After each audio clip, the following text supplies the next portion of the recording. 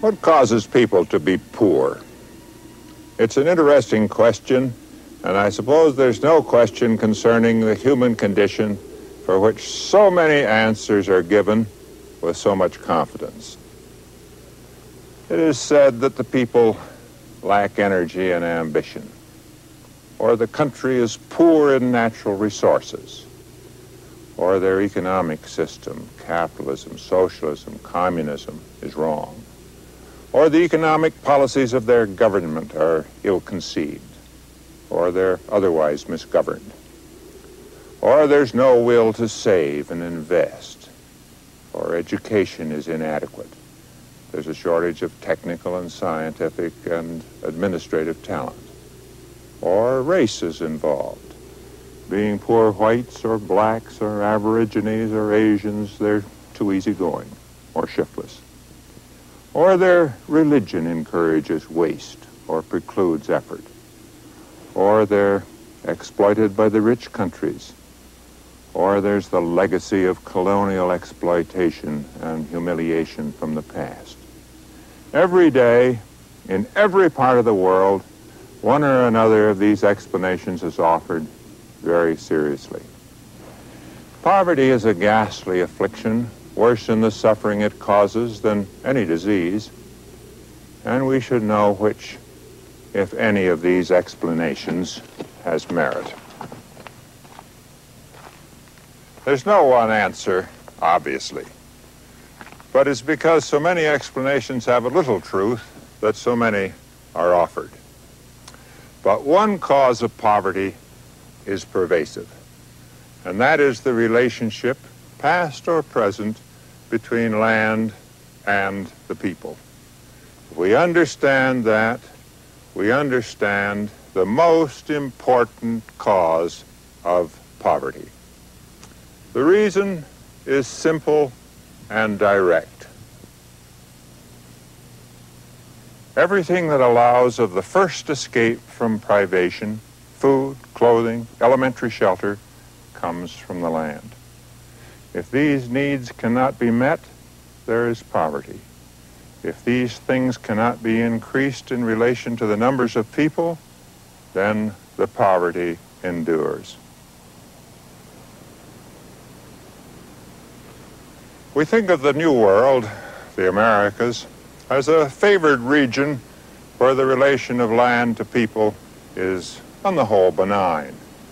This is far from being true. There is no place where the relationship between people and land has developed with more equivocal results than south of the Rio Grande in Mexico. And not even in the Scottish Highlands or Ireland did a more ruthless correction occur than in modern times in the southern United States. But first, the case of Mexico.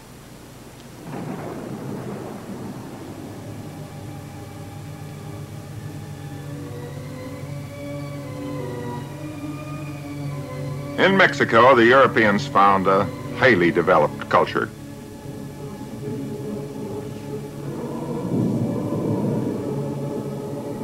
In the years before Columbus, Tenochtitlan, the city of the Aztecs, had a splendor rarely equaled in Europe.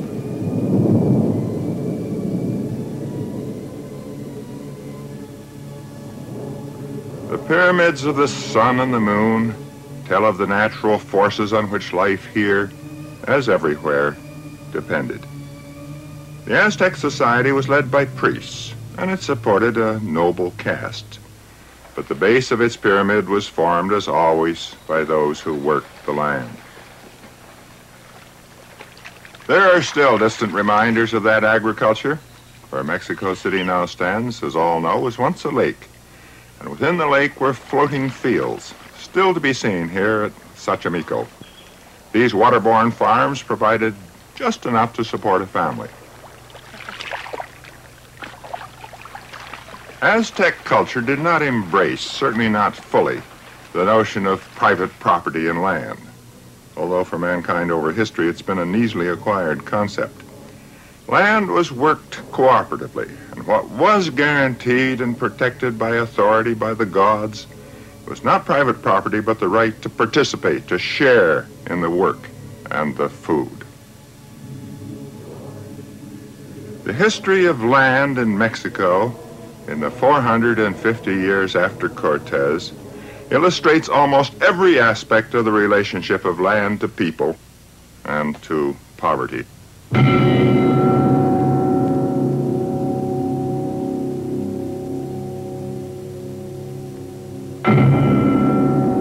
Spanish colonialism we saw earlier had definite, explicit form.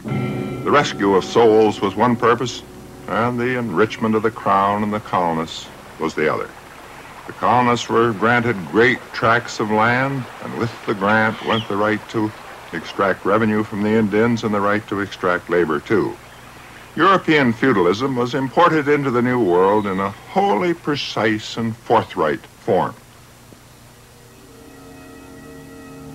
The classic institution of Mexican feudalism was the hacienda. It was inward-looking, self-sufficient, governing, directing its own labor force. This hacienda stretched to the mountains around. In Mexico, acreage was always more important than quality of cultivation. After independence in 1821, the haciendas were further enlarged at the expense of the communal lands of the people. By 1910, 95% of the farm families had no land at all. 5% owned nearly half of Mexico. 17 families owned nearly a fifth of the country. The privileged have regularly invited their own destruction with their greed. The authentic voice of the landless poor was Emiliano Zapata. Other leaders were intellectuals, even landowners. He was from the soil. The explosion of which he was so much a part came in 1910.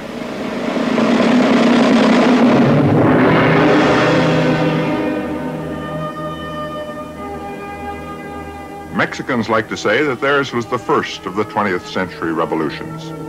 Certainly it was the first revolution ever to be captured on film. And it did change not a government, but a social structure. Zapata's cry of land and liberty anticipated by 7 years Lenin's slogan of peace, bread, and land.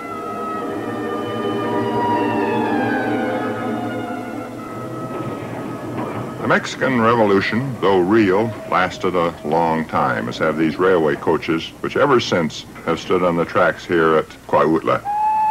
There is another monument at Cuautla to Zapata, its son. As was thought appropriate to a hero as to a saint, it is in gold.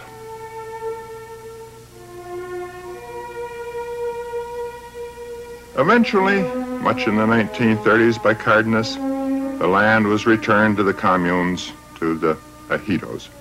The great houses on the haciendas remained the symbols of all that was hated, and they were allowed to fall into ruin, and only the shells remain. The people on the haciendas were poor, needless to say. The restoration of the ejidos did not make them rich. There remained too many people, too little good land, and very little capital to pay for improvement.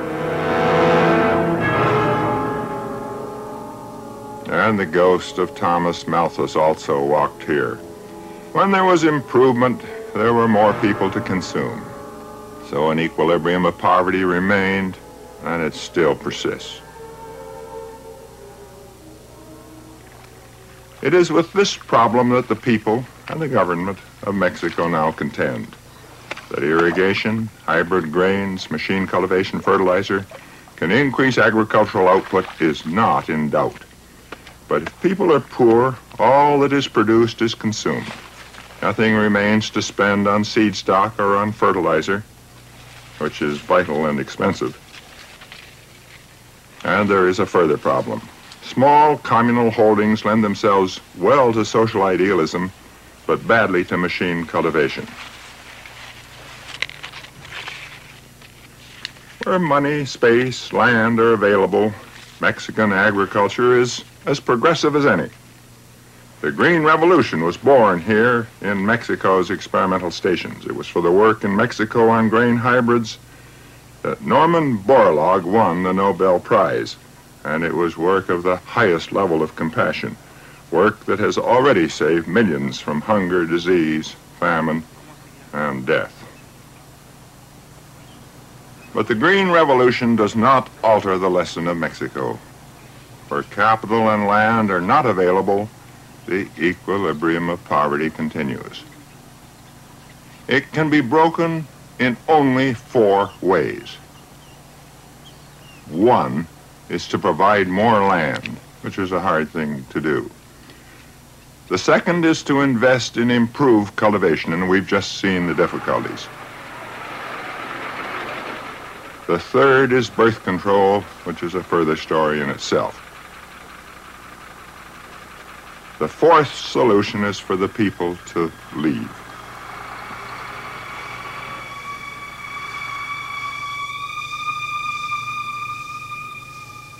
To leave is a decision the individual can take for himself. It requires very little money. In Mexico, it means Mexico City, and too often unemployment. So better the United States across the border to Texas or California. You get sent back a few times, but in the end, you make it.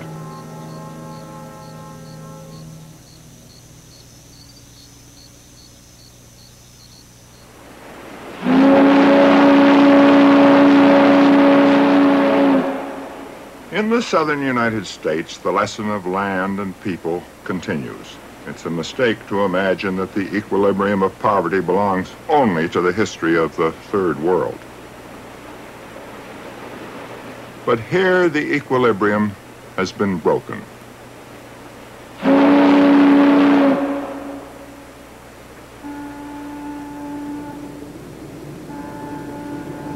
We think of man's search for food as a great force for change. Clothing has in fact been far more important. The search for silk sent traders to India and China. Machine spinning and weaving of cloth made the Industrial Revolution, and the resulting demand for wool was what turned the north of Britain over to the sheep. Textiles first made Japan a power in world markets. In 1794, Eli Whitney, a Yankee, solved the problem of getting cotton seeds out of the cotton fiber in which they were very closely entangled. A saw tore off the fiber, and the cotton gin and the new textile machinery then created a vast demand for cotton. The further result was to revive slavery, especially in the South and especially here in Mississippi. Previously, slavery had been economical only for a few crops, tobacco, rice, sugar, and men with a reputation for foresight. The self-appointed futurologists of that time had been saying that it would soon be obsolete and it would soon disappear. Thanks to Whitney and the cotton gin, slavery now had a huge, wonderful revival.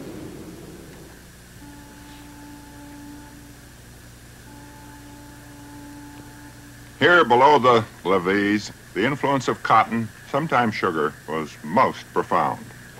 The plantation brought the people here, organized their lives, housed them, possessed them.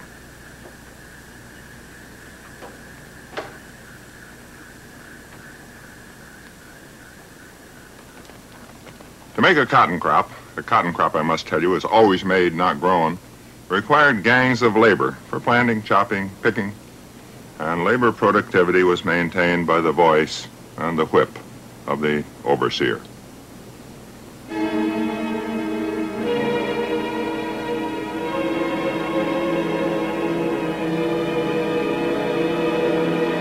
There have been radically different views of the slave.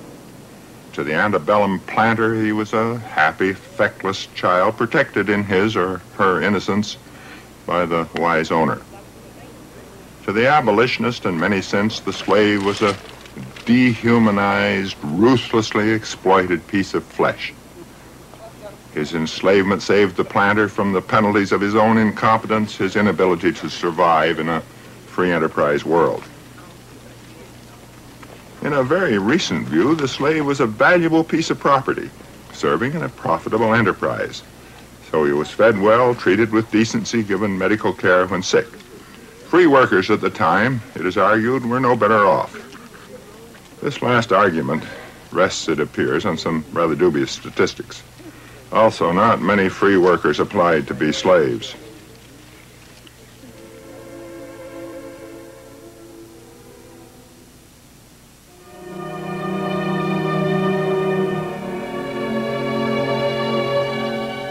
In the northern states, the farmer owned and farmed his own land, reaped gain and suffered loss. So his was the whip on his own back. There were no mansions like this. The classical motif on the southern plantation is worth a thought, a conscious or unconscious imitation of Greece. Another society that also proclaimed its democracy and was also a leisured aristocracy based on disenfranchised slaves.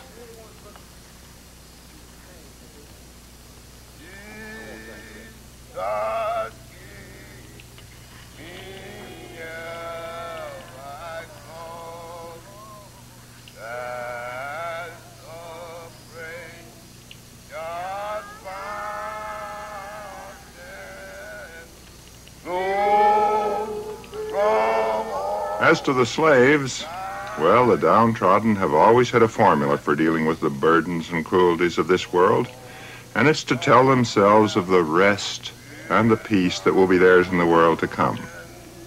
In that cross, in that cross, in my glory,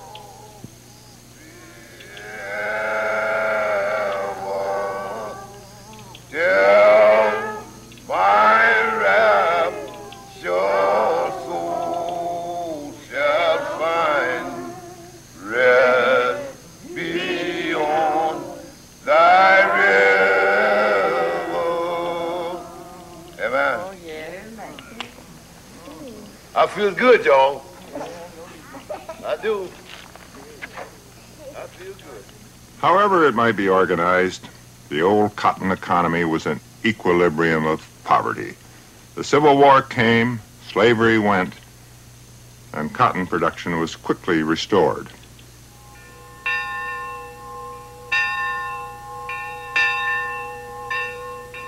By 1877, cotton production was higher than before the war, but the basic relationship of people to land remained unchanged. The equilibrium of poverty was not broken by the freeing of the slaves.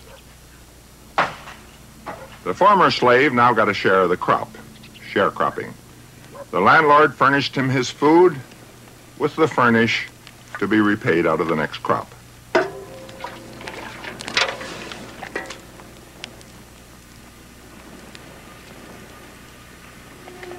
Before, the worker was enslaved by law, now by debt, and also the absence of anywhere else to go.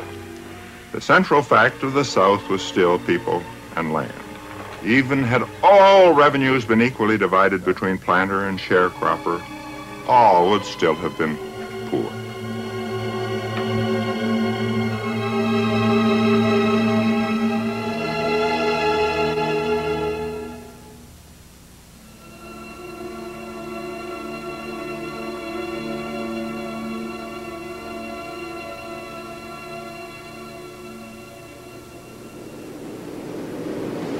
Before World War II, there were 764,000 blacks in the farm labor force of the southern states.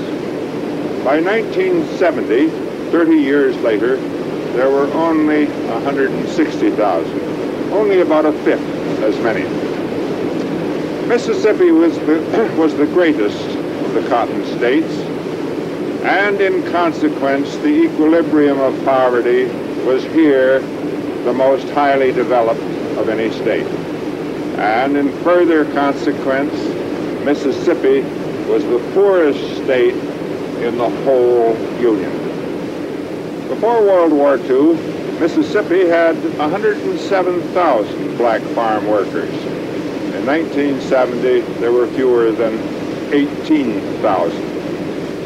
It was no longer economically necessary in the South to have a poor, docile, badly paid, exploited labor force. Civil rights for blacks had become economically feasible.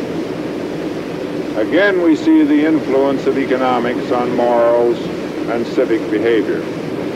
The effect of economics in this case, I would put slightly above that of both the Congress and the Supreme Court.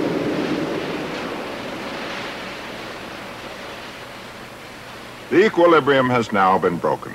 Some of the old plantation families have survived to see it happen. Machinery, the cotton picker especially, replaced the people. This giant tube inhales the cotton for the plantation's own gin. Now the planters possess not people, but machines. Not only did machines replace people, but cities became an alternative.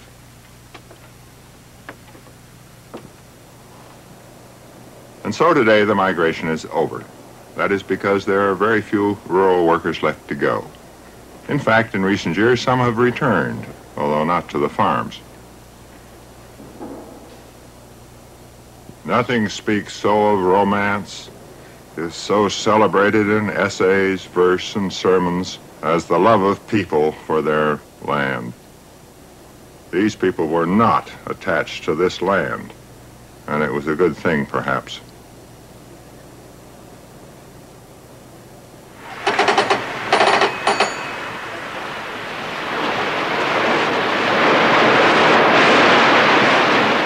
The South has changed, but the great river remains, and the remnants of the old cotton culture are now here for the tourists.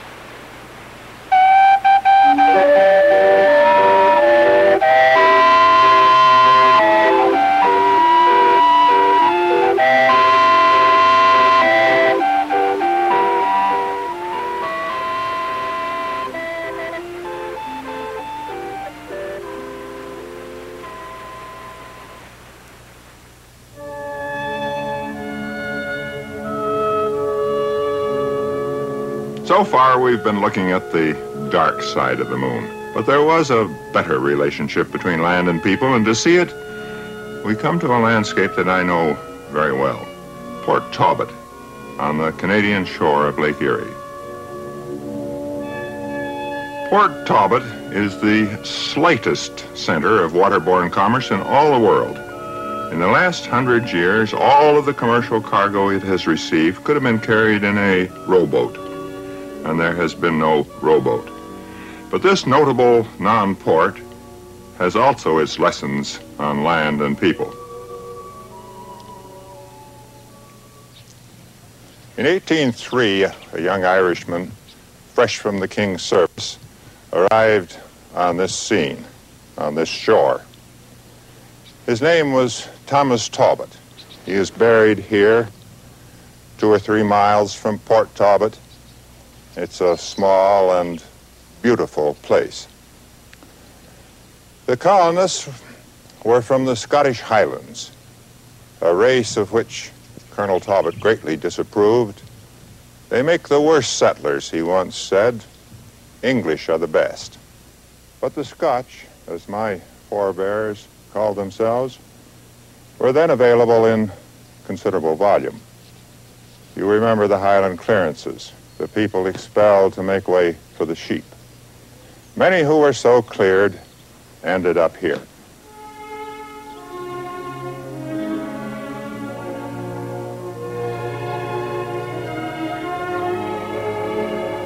In Mexico and the American South, we've seen, land was handed out in huge blocks.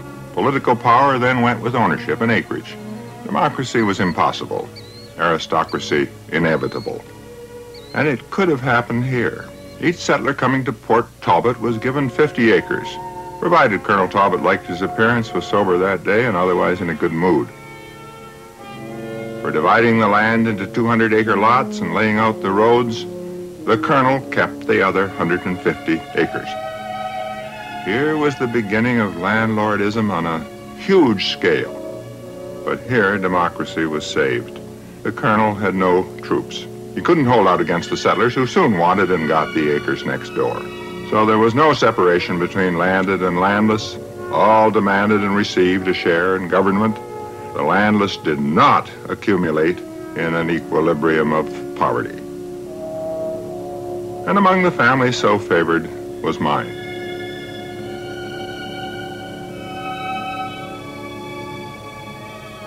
It was to this lovely old farm under the hill that the primordial Galbraiths came from Argyle. We always called it the old homestead. The sun shone in from the south and the north wind was kept out by the hill, and everything ripened a bit earlier and better than anywhere else. This is how people lived a generation or so after they arrived. We always heard how brave they were to face the wilderness. The bravery was for those who didn't come. This was the farm of my parents. There were 100 acres here, along with another 50 up the road. Our Shorthorns were modestly famous, and they led me briefly to a career in animal husbandry. I took my first degree in that subject at the Ontario Agricultural College, and a number of people have always wished that I might have remained with this field of study.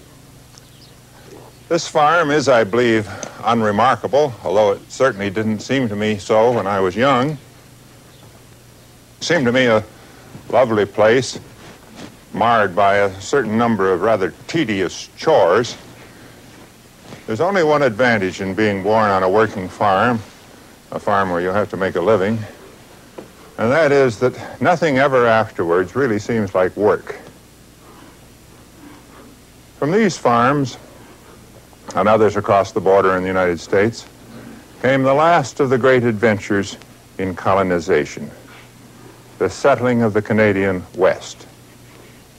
It's surprisingly recent. When I was a youngster here in Ontario, people were still pulling up stakes, that is what they called it, and moving to Manitoba, Saskatchewan, and Alberta. Until almost that time, the Canadian railroads still had colonist cars, bunks and benches and stoves on which families could cook, all designed to ferry people to the west at the lowest possible cost. The Canadian westward movement completed what may well have been the most important single economic development of the last century. That was the occupation of the great empty grain-growing lands of the world by Europeans. The United States, Argentina, Australia, the Canadian prairies, these lands now produce a fifth of the world's bread grains and most of the exportable surplus. There is a vision of the world which has the poor, densely populated countries of the third world tilling the soil, supplying food and materials for the industrial lands of North America and Europe. It is the reverse of the reality. As suppliers of food, Canada and the United States are the first of the third world countries. This food goes to India to feed people caught up there in the equilibrium of poverty. Of the Scotch with whom I grew up, none was rich, but few were poor. All had property, farms, houses, and my youth a Model T, beyond the dreams of those who remained in Scotland. But even from the favored Ontario countryside, some people had to go.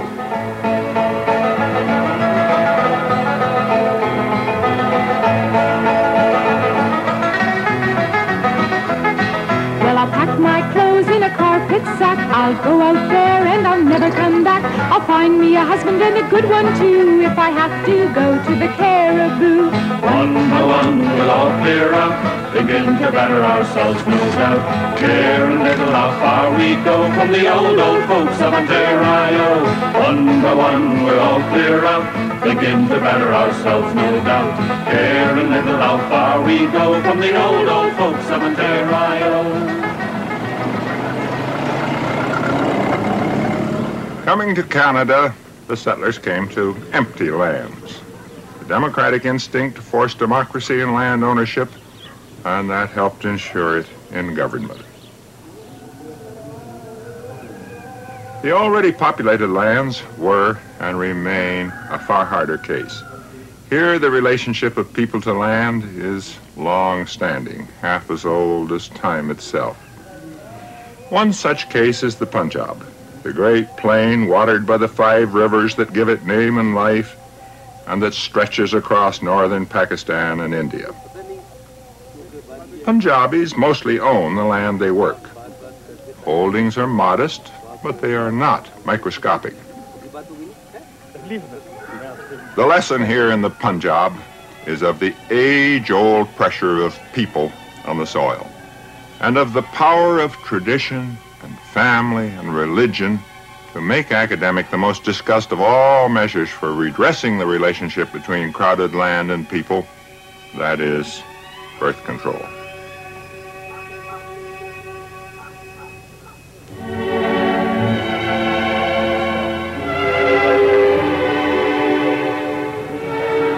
A modern love story tells it all. A young Punjabi woman is returning home from university to her village and to the man she is to marry.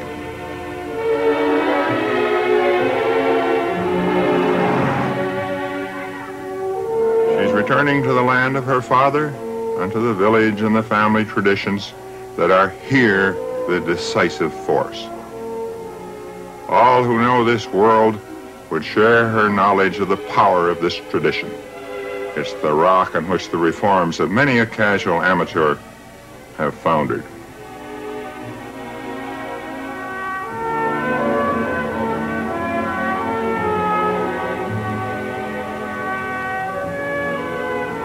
You remove the caste marks of that other civilization. Almost automatically, you prepare.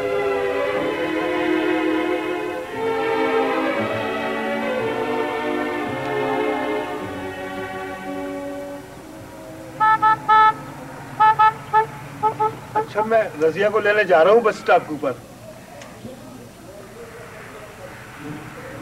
It is proper that the bridegroom should watch her arrival discreetly from a distance. It's her father who comes to the bus stop.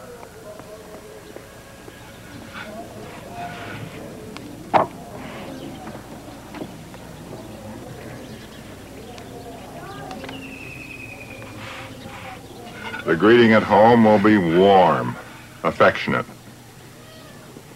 अस्सलामुअलैकुम. वालेकुम सलाम. बिस्मिल्लाह. मेरी बेटी आ गई है. आओ बेटी. क्या हाल है तुम्हारा? कैसी हो? ठीक हो बिल्कुल. माँ जी आप कैसी हैं? सब ठीक है बेटे. सुनाओ पढ़ाई कैसी रही? जी पढ़ाई तो इतना अच्छी रही है. इतने अच्छे दिन गुजरे वहाँ कि दिल ही नहीं चाहता. शहर तो बहुत खूबसूरत होगा. हाँ जी दिन गुजरने का पता ही नहीं चला वहाँ कि बस दिन गुजरने का पता ही नहीं चला. जी बाजी पानी तो पिला मुझे तो. अच्छा जी. रोटी पक गई तुम्हारी? जी जल्दी से पका लो वो भी भूखी है Razia. Her father has reminded her that she is a woman and at home. She had thought of her return to this world, and now it is here, real. Many have had this experience, returning from school, from a journey, a long absence. You know the feeling. First the anticipation, and then the fact. For her, now, the fact. I am a village woman again. Village women produce children. In the village, family planning, birth control, they're alien phrases. In this culture, marriage is not left to the young. Their judgment is warped by love, so wiser, cooler heads arrange it. Bride and groom meet, but casually, even clandestinely. Their conversation illuminates their hopes and their fears.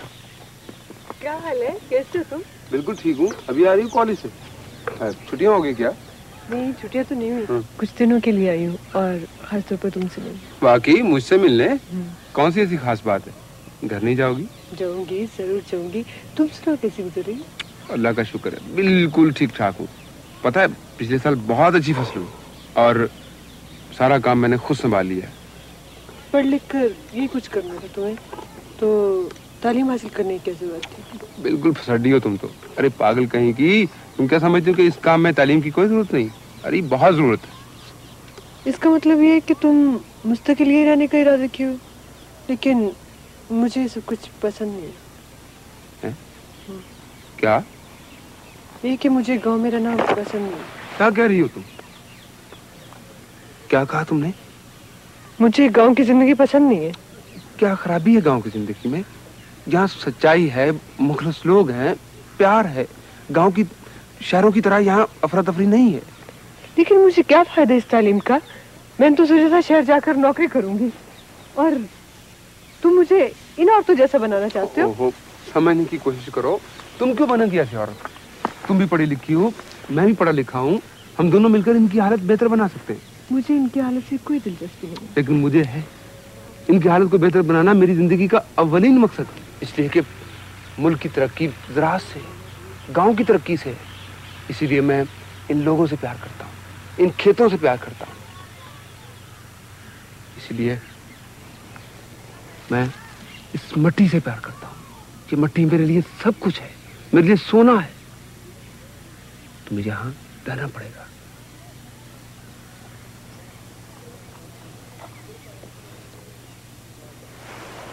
तुम मुझे बच्चे पैदा करने वाली machine बनाना चाहते हो?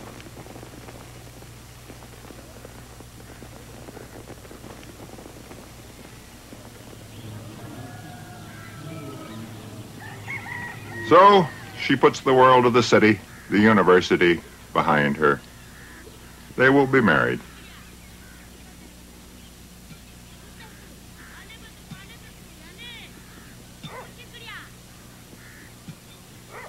She has shown us what happens when the modern world comes to the traditional village culture. She will be valued by her husband for the sons she produces.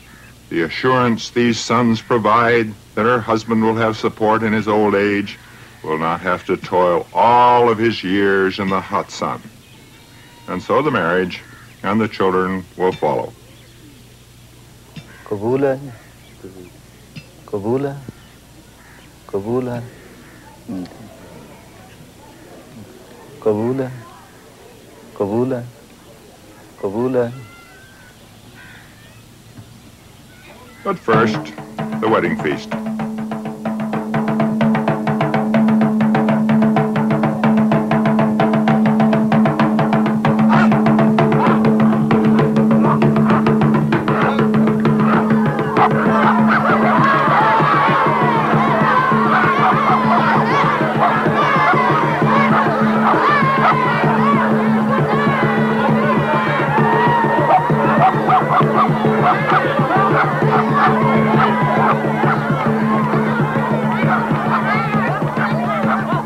Punjab, by Asian standards, is a favored land. Contraceptives, vasectomy, these can be afforded. The Indian Punjab has taken the huge step of limiting the number of children by law. But we see the force of tradition here, and elsewhere in the crowded lands, it is much, much greater.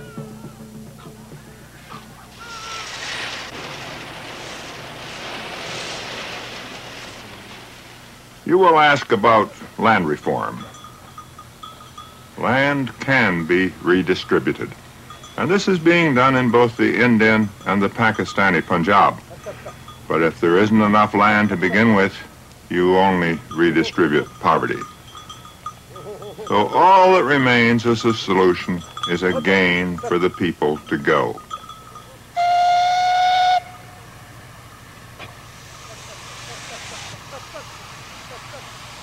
The Punjabis are wonderfully apt students of this solution.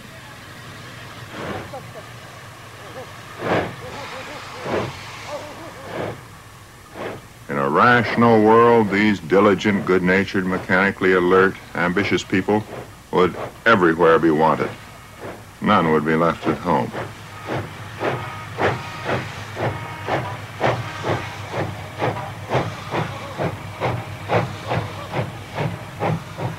Is it possible for such people to find, or better still, to build an urban alternative?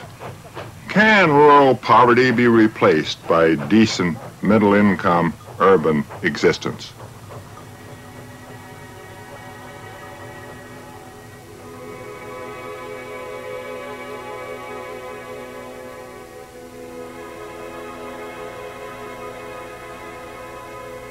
There is some evidence in favor. The Asian offshore islands, Japan and Formosa, Hong Kong and Singapore, all employ the former rural poor. Singapore is the most spectacular case. This city-state lacks every resource, including space. It is 27 miles long, 14 wide, and a moderately ambulatory citizen can easily traverse it on foot in a day, along with space, minerals, raw materials, food, energy. Everything except people is lacking. Because so much is lacking, Singapore does show what is possible.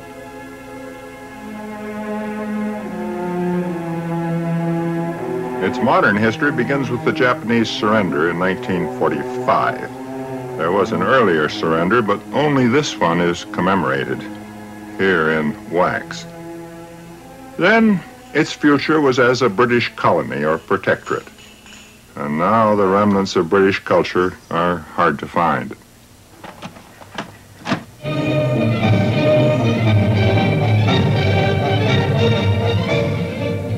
我觉得这一天是我一生最伟大的日子。1945年9月12日，这个重要的日子。 But if you want to feel like a rubber planter down for the week or Somerset Maugham on a visit, you can still go to Raffles Hotel.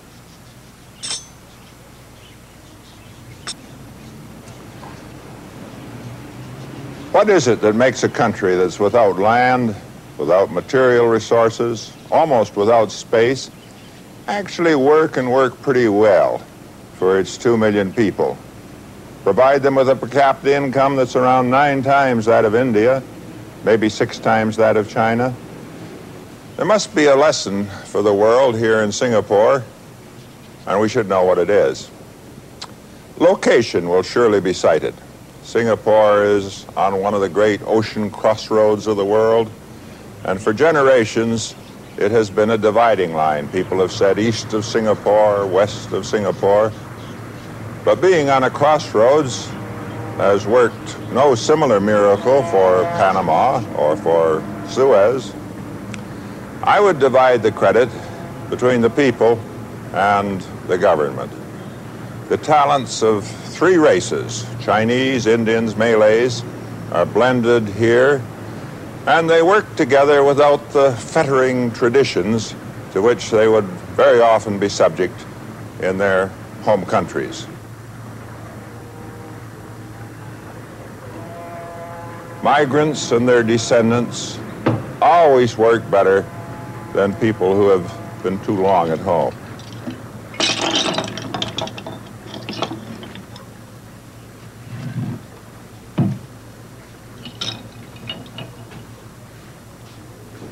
It's very unfashionable in our time to explain economic development by race or ethnic origin. We carefully avoid it in books, although we take it for granted in conversation. I would attribute much in Singapore to the excellent ethnic admixture. The Mandarins are the Chinese.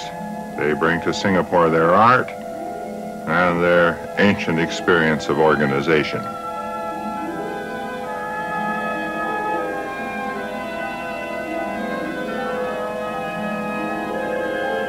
Singapore is organized, led by the Chinese.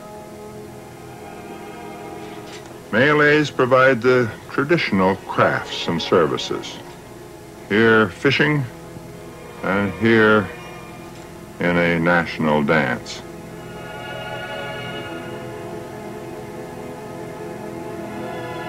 And finally, the Indians.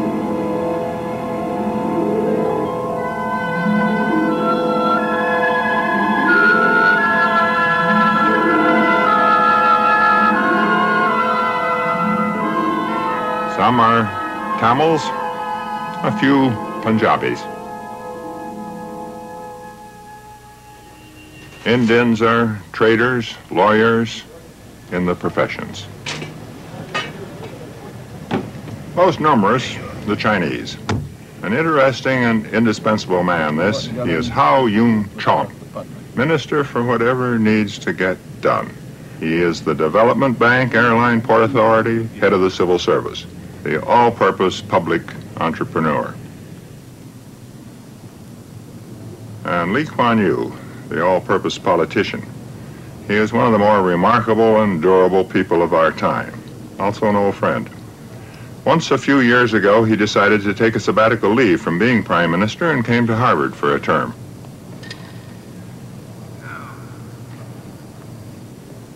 I see you've got a rather strange configuration. Here they concentrate on land reclamation, increasing Singapore's scarcest resource and what it costs. And on the port, a uniquely vital facility. Work out to per square foot. About $2.29 square foot. It would cost at least $8 in the port because the water there is deep.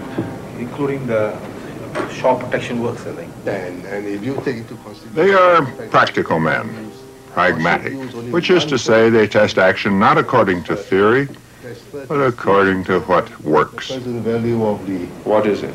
The price of the value is around 100, 200. He's getting more. I know he's getting more. Hao Yun-chong reports on the economic prospect.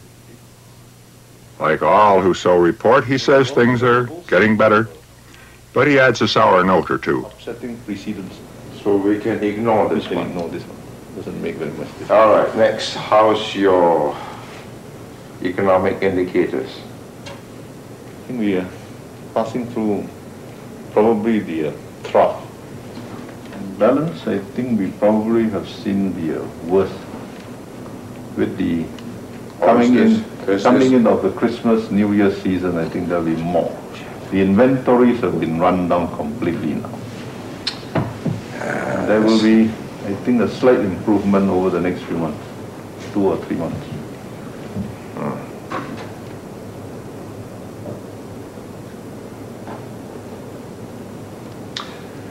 So we won't end up with a +2 to 3. We'll end up with a +0.5 to 1. +1 to 2.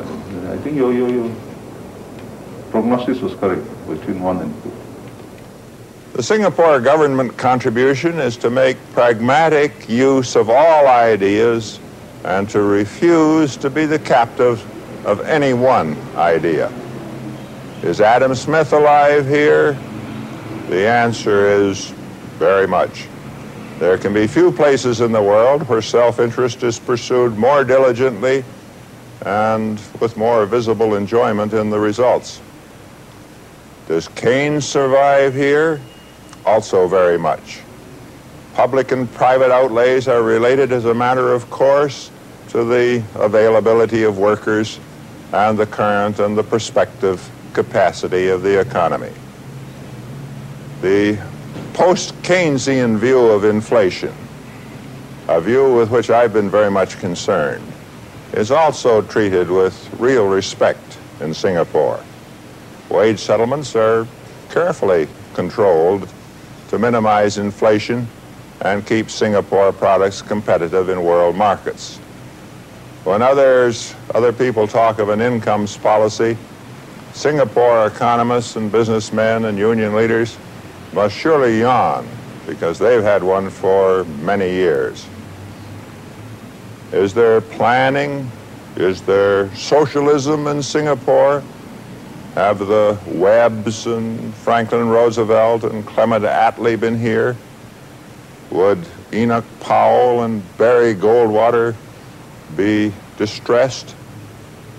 The answer again is yes. If housing, the harbor works, transportation, trained people, if any of these are needed or other things, the government provides them. Self-interest serves pretty well as a motivation, but it is recognized in Singapore that it does not serve all purposes and that it serves best within a framework of careful overall planning. Singapore has another virtue. The rhetoric of both free enterprise and socialism is almost completely absent. This is also aesthetically rather a treat.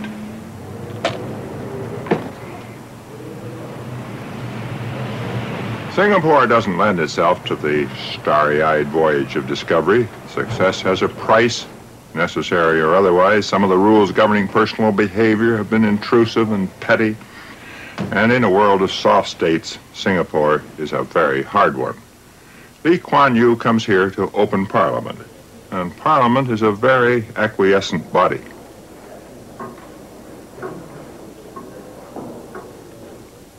A Parliament, in fact, can be a little like a company board of directors controlled by the management.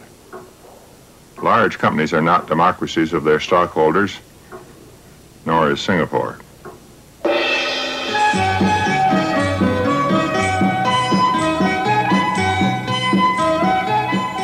Commercialization also has its artistic price.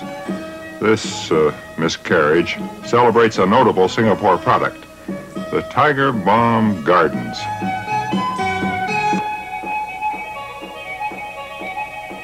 But let us not be elitist, perfectionist. Something against which we're all warned these days. Singapore does provide its people with a decent and very agreeable existence.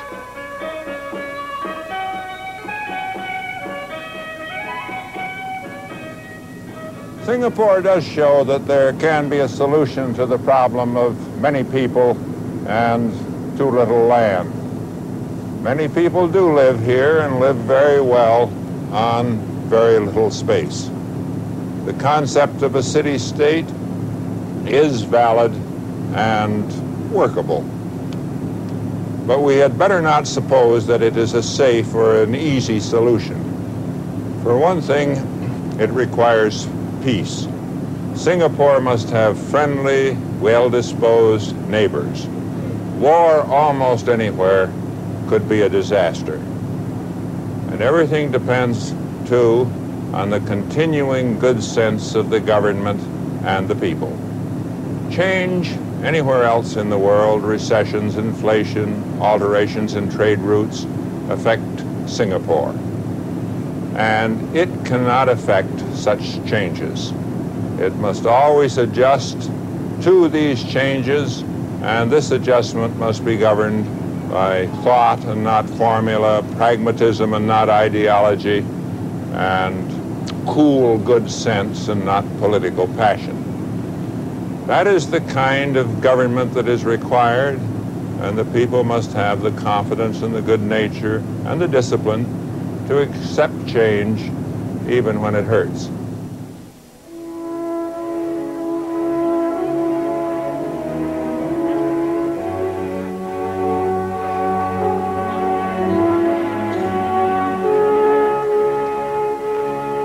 Singapore is small, and Asia is vast.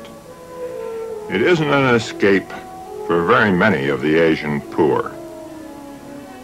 It shows only that there can be an urban industrial solution, and that whatever the pain of the city, it is less than the hunger and the deprivation of the village.